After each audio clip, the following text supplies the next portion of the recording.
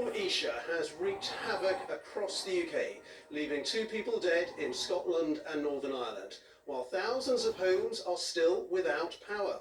There were gusts of up to 99 miles per hour, disrupting the journeys of many road, rail and air travellers. Storm Isha has now left the UK, but another storm, Jocelyn, is on the way. Well, we'll be hearing about Isha's impact on different parts of the country from our reporters in North Lanarkshire and in Cumbria, but first, let's get the latest from Belfast. Sarah Gervin has this report. Storm Isha battered Northern Ireland with winds reaching 80 miles per hour, bringing tragic consequences. A motorist in his 60s died after his vehicle collided with a fallen tree in Limavady, County Londonderry.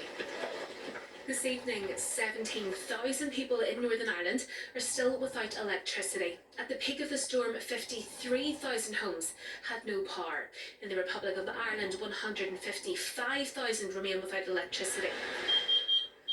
For some, the outage was much more than an inconvenience. As a disabled person, I rely on electricity to live. It's life-saving and life-maintaining. I lost power last night just when I was getting into bed at about 11:30. I didn't come back on today until about 1 o'clock.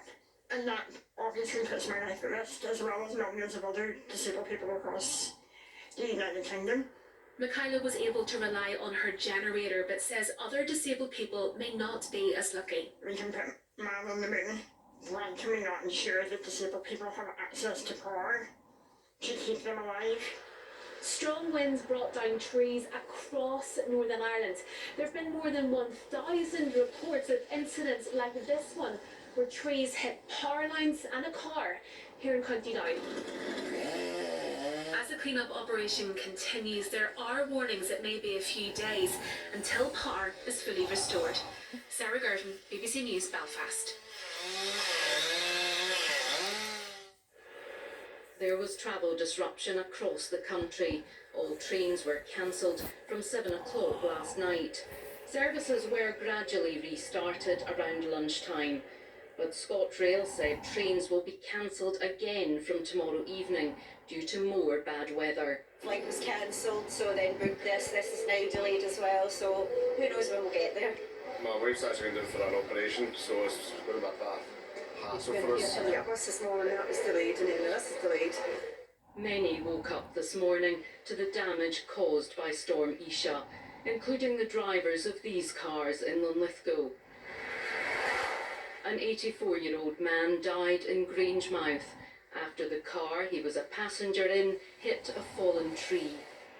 Here in North Lanarkshire, there were gusts of 84 miles per hour. Today, conditions are still challenging. And now for the clear-up. The roof was ripped off the summer house in Fife. It's a big, beautiful cabin, but it's no longer there. Thousands of people have been without power, but repairs are being carried out and supplies are being restored. Alexandra Mackenzie, BBC News. The wind may have grabbed the headlines, but plenty of water came with it too. In North Yorkshire, the River Ure burst its banks in Massam. It rarely gets this bad.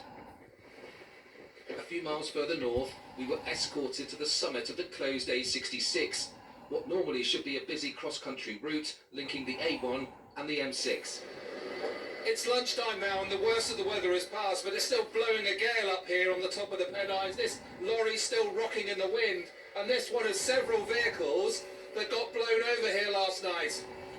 It took until early afternoon for the damaged lorries to be safely recovered and for the road to reopen. Head west, and this was the eerie sound of the flood warning siren in Appleby last night.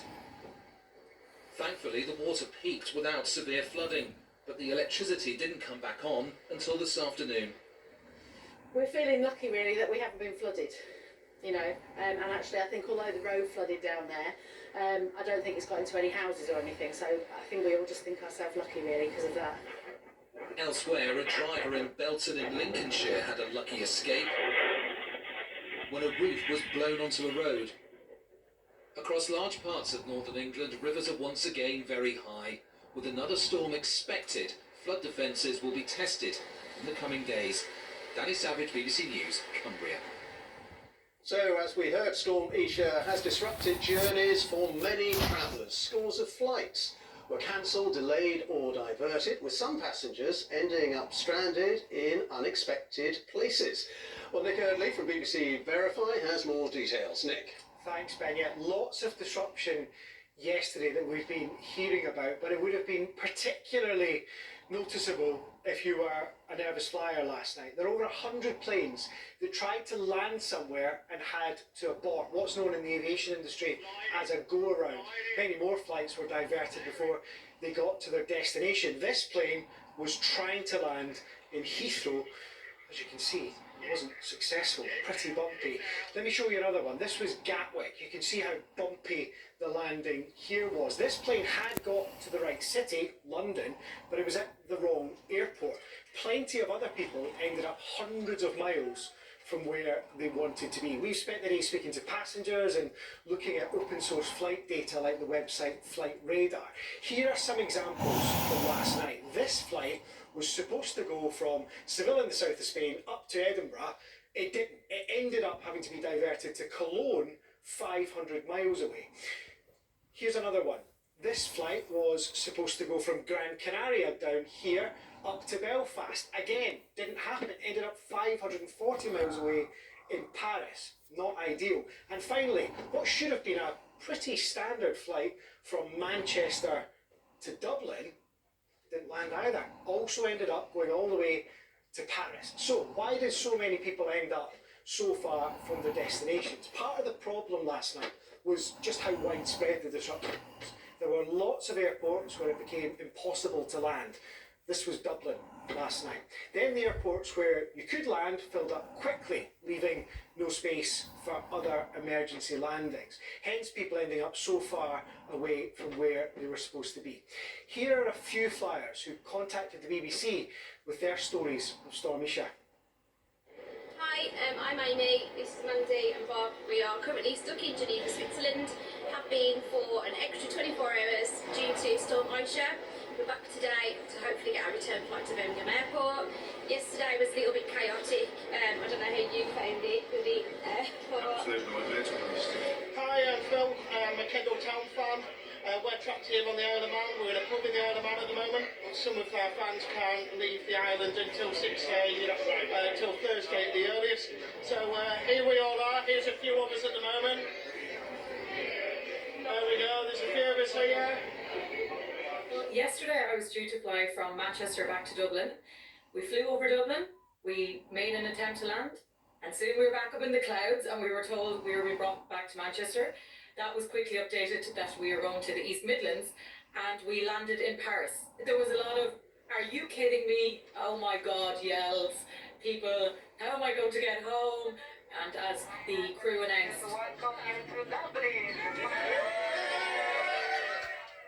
the cheers went up as if we had just scored the winning goal in the World Cup. It was incredible. The whole place was just cheering. Now, as I mentioned at the beginning, there is another storm following hard on the heels of Isha. It has been named Storm Jocelyn. It's due to hit the UK and Ireland tomorrow night, bringing strong winds into Wednesday morning. Well, Matt Taylor from the BBC Weather Centre is with me now. So, Matt, Jocelyn is going to be, what, the 10th named storm of the season. Why have we had so many storms in such quick succession?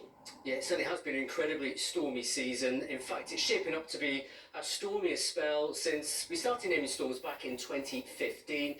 But each season is different from the one before. Last year, we didn't have any through the entirety of autumn, winter and spring. So there's no definite overriding aspect to it, but what we have seen are two different weather patterns. Over Christmas, of course, we saw all the storms that produced the flooding. That was because we had high pressure sitting across parts of Scandinavia and across Greenland, bringing some intense cold weather there, but actually stranding areas of low pressure with us. So we saw one area of low pressure after another just sit across the UK.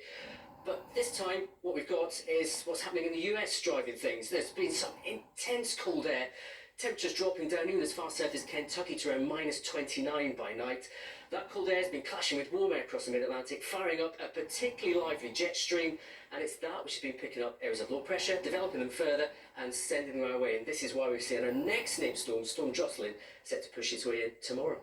Yeah, and you'll be back with a full forecast later on in the programme. Thank you, Matt Taylor.